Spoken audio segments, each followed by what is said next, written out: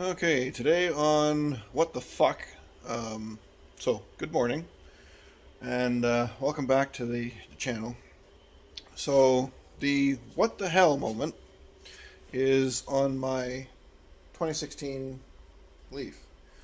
The first time I've had a problem in 2 years, and I can't figure out what's going on. So, what I suspect is this little guy here is my issue because I have no brake pressure. You push it down, you hear this grind or this moan as if this thing was doing something, but you feel it over here. So I don't know who out of these two is not doing what they're supposed to be doing.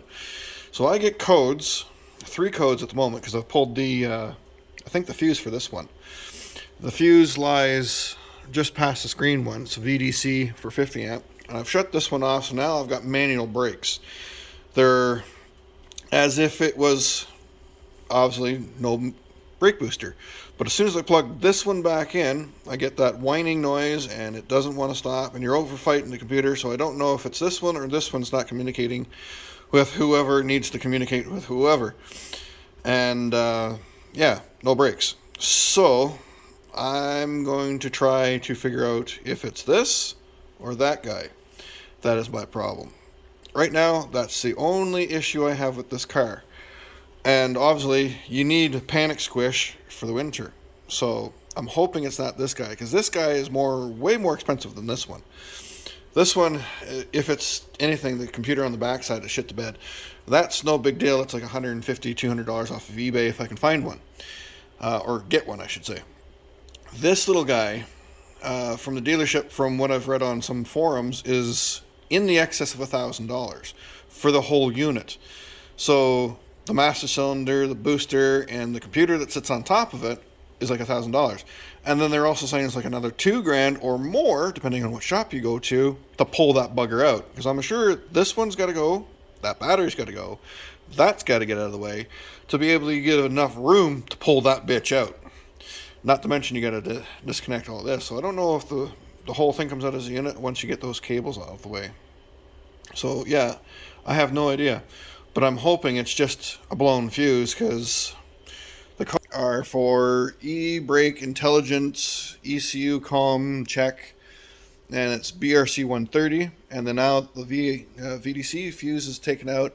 I get an ABS actuator fuse, and it's B101 or BRC 101. And then there's another one there now that it pops up now that the fuse is gone as well. That's something or other BRC 130. So with the fuse in, I only get the BRC 130 for this, and then I get comm checks on the other thing. So I don't know what's going on. So I'm assuming when you pull the fuse, it comes up with the BRC, and then probably the circuit number is what I'm assuming. I haven't done much research on this yet, because whatever I search comes up with the garble.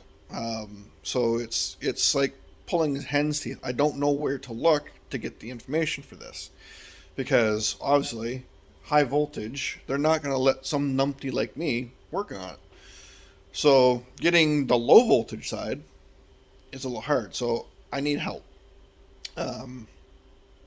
Yeah, so that's what I'm going to be diving into over the next few days to find out why in the hell this was doing what it's doing.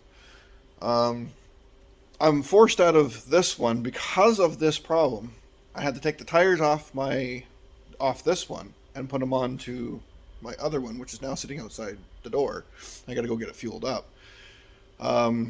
Finally getting it back from my brother, putting some repairs into it that I should have put into it a while ago, and then some, and then putting new winter tires on it from this guy. But I wanted to see how long I can go this year in this car with the diesel heater, and so far it's been a dream. The heater brings the cabin temperature up to 15-20 degrees, and that's on like a minus 20-25 cold day that we've had so far. I don't know what it would have been like at 40 below, and I was probably going to be forced out of it at that time in January, and do the other car January and February. That's what I was hoping. But I wanted to see how long I could go. But this mechanical problem being as persistent as it is, I can't stop in a hurry. It is put it to the floor and hope you stop in time before you hit something scenario. Like I said, it's driving without a booster. I can use regenerative braking, slow down enough, but that's if I have ample time to do so. If I have somebody start out in front of me, a kid, car, whatever, they're done. You can't stop. You basically just hope and pray that you're going to stop. So that's why I'm forced out of this one. So wish me luck. I don't know if I can get this thing fixed as of yet, but I now have all winter to figure it out. A lot of boring math later. Good afternoon, YouTubers. So to continue on with the EV no brake issue that I have, after some help from a friend of mine, he sent me a website, and I'll link that down so you can find out some diagnostic information for these Leafs. It turns out we're long and hard between higher priced or lower priced part point. Turns out it's not this that shit the bed. This goes and talks to this, and then this decides what to do with that, I guess. So the diagnostic is that port right there, or that plug. You pull that off, you take the pin, pull back, jiggle it, and it'll pop off. And then this one is a clip that you push in, and then you flip up, and then that one will come off. So you push this part here, and then that arm flips up, and then this one, like I said, just grab a hold of it, and it'll pull out. Come on, focus. You give it a little bit of a shaky, and then it will completely, come on, it will pop off. Come on, like so. So there you go. It'll pop off, and then put it back on. Just get it set in place, and you just push it back in. Now, between the diagnostic that I got for this, so to find out whether what was wrong, it goes through steps, and it says between pins 42 and 43 on this side, and pins, what was it, 23 and 25, I think, on this one. You gotta check for continuity between here and here. It's the data lines between the two, so they're checking to see if it's anything broken. I also checked for powers and ground on this one. It's good. Checked for powers and ground on this one, and I checked and also has you to check whether it's grounded or hooked to the positive line between the two. Mine's all good, which is what I expected, because the added on stuff I have is here. I didn't tap into any circuit on the car whatsoever. One of those is for the cigarette lighter plug inside, so I can run it all the time to charge the phone for Leaf Spy. And the other one is for my diesel heater, and it runs on its own thing. So that is all separate. The reason why I have the charger onto it is because, well, it's been sitting here for a week now, since the first iteration of the part of this video. So I've determined between the steps that it had you to go through that this has left the building. It's decided not to communicate with anybody anymore, and it just goes, nope, we're done. So I bought one off of eBay from a 2013. This is a 2016. From whatever I can see right now, the 2013 will run right up to 2016, and it's all the same. I'm even surprised, wouldn't be surprised if the Nissan Altima one I saw wouldn't fit this as well, but don't quote me on that. But this one I'm going to get off of 2013. I don't know if there's any programming. I don't think there is. It should be a drop and go. So when I get it, I'm just going to plug that port into it and turn it on and see if this will start doing its thing and give me brakes back. Because as much as I love driving this, I really don't want to drive this. I want to drive this. So I want to get back into this. But yeah, I got to get that. So around the middle of December, I'll have another update for this where I change this out, and hopefully all this will start working again. So right now, that is where we're at with this thing. And to confirm what ports I was on, or what plugs I was on, 20 and 25 for the ABS module, and 44 and 43 on the booster side. So you go between pins 20 and 44 on the first one, and 25 and 43 on the other one, and you check for continuity on the two. The site is Cardian.com. I'll put it down below, and it has diagnostic or service information on pretty much every vehicle I own, which is the two trucks outside, the Mazda that's sitting beside me, and the one I've got here. It does the earlier models, and it does this model, and I think it does the later models as well. And they all use the same brake booster setup up to this model.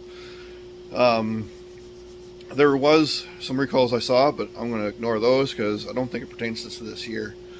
But yeah, I'll link the thing down below, and you have to jump through a little bit of hoops. It figures that you're not human and whatnot, so you got to play the little where's the panda game. And you can get all the information for it.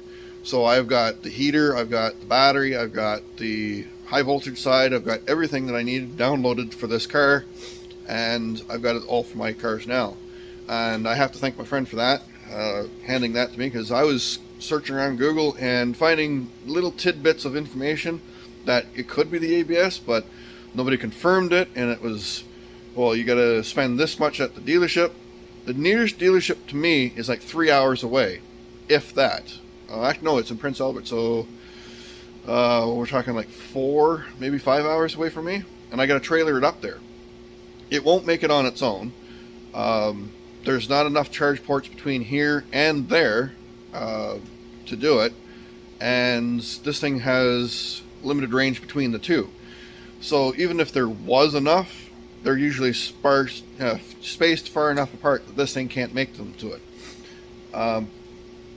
So one of the disadvantages to this car that I dislike, but whatever, it gets me back and forth to work, which is within the limit this thing's got, until I can upgrade, and this one can be a city jumper again. It's not bad for 105,000, 104,000 kilometers on it. I still have 11 bars on the battery, so it's doing pretty damn good, because there's another identical one to this in the city, and it's the same year, same make, or actually no, it's the next trim level up. So he has this, I would believe, the slightly bigger battery than I do, and he has less kilometers. He has literally half the amount of kilometers I have, and he's got 9 bars left on his battery.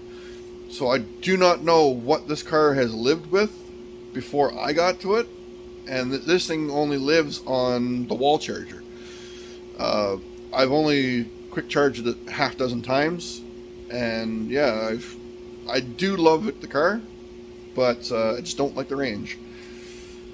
But yeah, I'll sign off, and I'll let you know what happens when I get the part. Hopefully around December 20th. So I'll bring along for it when I get that far. So that's where I'm at with this right now.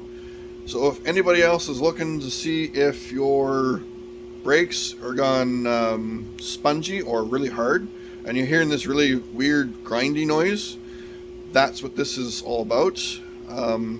It's not your brake booster. It's most likely your ABS sensor has basically gone see ya and left the chat, and it's lost communications. And then you get a Christmas tree of traction control, ABS, what was the other one?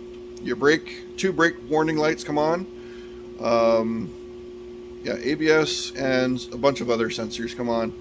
let you know, and it's really hard to stop, and you really got to mash it to the floor. That's what I'm dealing with. And so far, it's the ABS controller, because everything comes to that and then gets told what to do. So, if you're having the same experience, follow along, and I can show you what I'm doing, and maybe it's will help you along as well. So with that, I bid you do, and I'll catch you on the next one when I get this thing done.